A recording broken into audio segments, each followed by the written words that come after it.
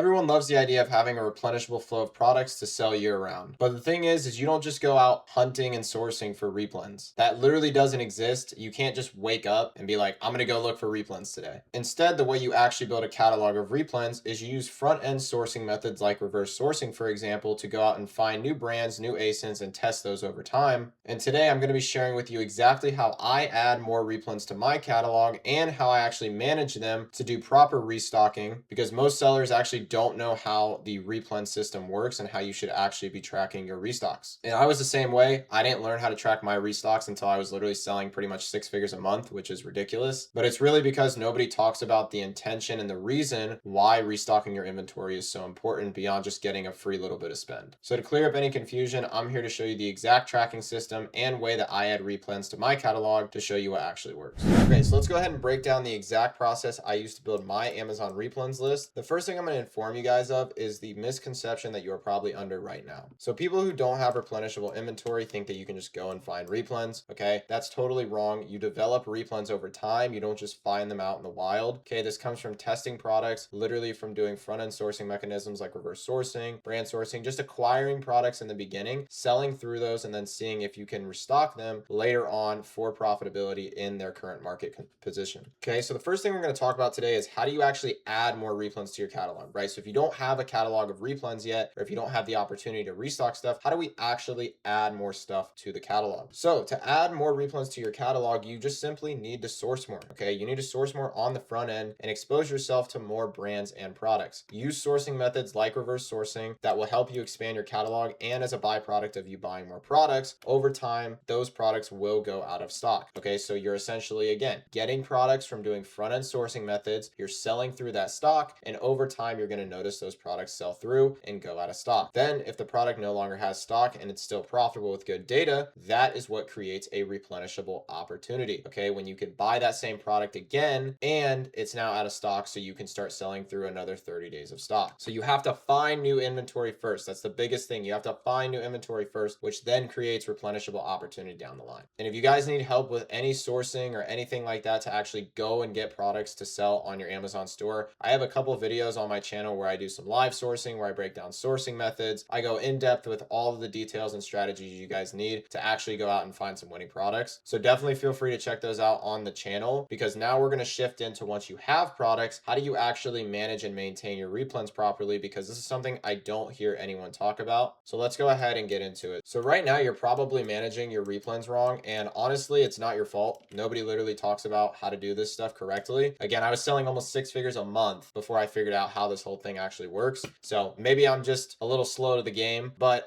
just nobody talks about it. So there's a ton of opportunity if you do this stuff right. So for those of you who have replenishable inventory, you're probably following this process, okay? You're selling through nicely and you are letting products go completely out of stock or very close to out of stock, attempting to look if they are replenishable. Or you're literally just guessing what products might be ready for a restock. So you're essentially just waiting until the product's life cycle is up before you determine, hey, now this is something I'm going to go ahead and restock. Both are going to be incorrect. You don't want to be guessing, and you also don't want to be just waiting for the thing to go completely out of stock. You need a way to monitor products efficiently before they go out of stock, so that when you restock, you can actually forecast how long of a lead time your new batch of products will take to arrive. Okay, so by waiting till a product goes out of stock, you lose days of stock that you could have been actively selling through product had you had another batch on the way. So the reason why this creates such a massive gap and why you're probably not leveraging this is because think about if you're waiting till literally the product is out of stock before you restock it. There's a lead time involved when it comes to buying that new 30 days of stock batch, which is essentially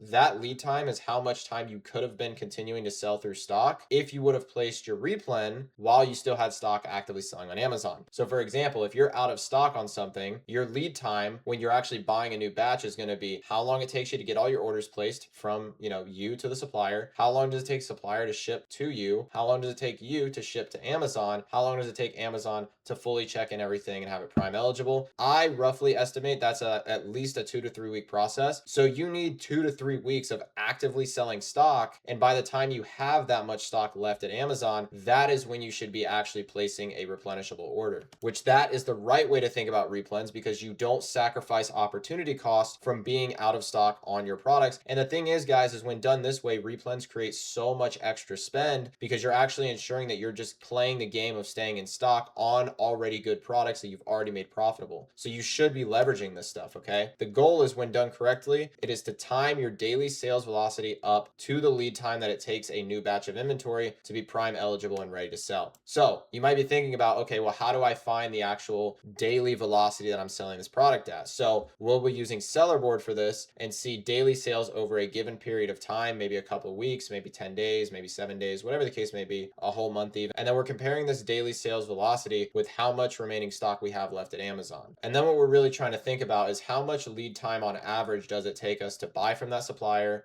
them shipping it to us shipping it to Amazon. Again, I estimate that's going to be a 2 to 3 week process. So when our inventory matches that many days of stock, we execute and buy another 30 days of stock. Because then the goal is once that remaining 14 to 21 days worth of stock that is accounting for our lead time sells out, the cool thing is that all your new stock is in and you have another 30 days of sell-through rate, right? So you're never missing out on days of stock, which is going to be a huge component to actually scaling your Amazon business up, and is definitely something a little bit more advanced. So if you're a newer seller, I wouldn't recommend just going right away and doing something like this, because you got to learn the game first. You got to learn what you're comfortable with. And the thing is if you're a newer seller, I don't recommend jumping right into this. This is definitely more for people who have at least sold their first 20K month, because now is where you're going to actually be able to have replens for one, but then snowball those and actually learn how to forecast your inventory to then start to help you scale up. When you're new, it's best to just kind of let things go gradually out of stock so that you can kind of learn the game. You don't overbuy on one product. But when you start actually getting some serious revenue numbers in the door, you want to learn how to scale that up with as much leverage as possible, which this method creates that. So let's go ahead and jump into Sellerboard, and I'm going to show you guys a product example of something where I'm literally taking into account all of these different metrics.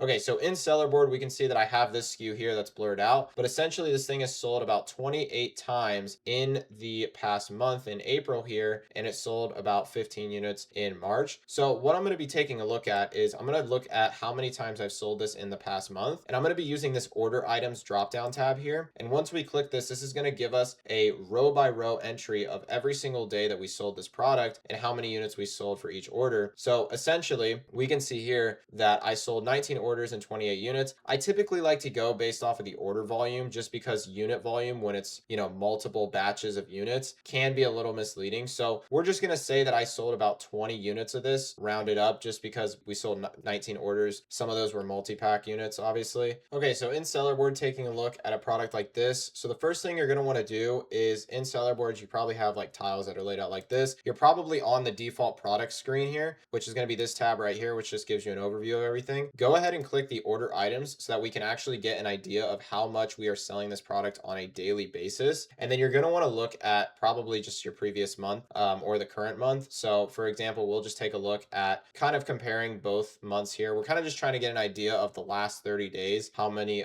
units we've sold here. So we can see for month to date on April, we have 8 units that have sold. Okay. And if we take a look at the order dates of all these 8 units, this essentially gives us a good idea as to pretty much how fast this product is selling on a daily basis. Now you'll notice that when we actually had more inventory, this product was selling quicker, as we can see here. And then we probably had a gap where we didn't have enough inventory to keep supply up. So this is kind of like a fault of mine for not maintaining stock on this product here. But we can see in the past month on April here, we've sold 8 units. And then if we look at March for the 4 units that we sold, we'll want to see if that still fits within the last 30 days, which it does. So we have effectively sold 12 units in 30 days, and we sold those on the 25th. So we still have about 6 days of, well, that would be 4 days of, days that didn't actually elapse yet, because right now it's the 21st from the last time this product sold, and it first sold on the 25th of March. So we still have 4 days unaccounted for, and we've got some, rough gaps around the edges. So we've essentially sold 12 products or 12 units in 26 days. Okay, effective. And again, all we're doing there is simply taking how long this product took to essentially sell out out of like the first date that it sold to the very last date it sold, using that as a range. And then based on that range, we're then taking how many units we sold within that and just dividing the totals there. So for very simple math, we sold 12 units. It took us 26 days. Okay, boom. So that means we sold roughly 0.46 units a day, which if we're buying 30 days worth of stock, okay, we're going to roughly sell about 14 units a day, which I send out optimized shipments. So I would just round this up to about 15 units a day. Okay, now again, we had some gaps in here where we weren't selling product for over 2 weeks. So that indicates that this could even be maybe 20 units a month, because if we had stock for that, could we have sold more? I don't know, right? Because we saw this thing was selling pretty consistently every other day. And then some days it was selling like 3 times, right? Things like that. So you kind of want to be dynamic here. You don't want to just stick to one strict daily velocity estimate, but kind of use sort of a multitude of factors from what you're seeing for your actual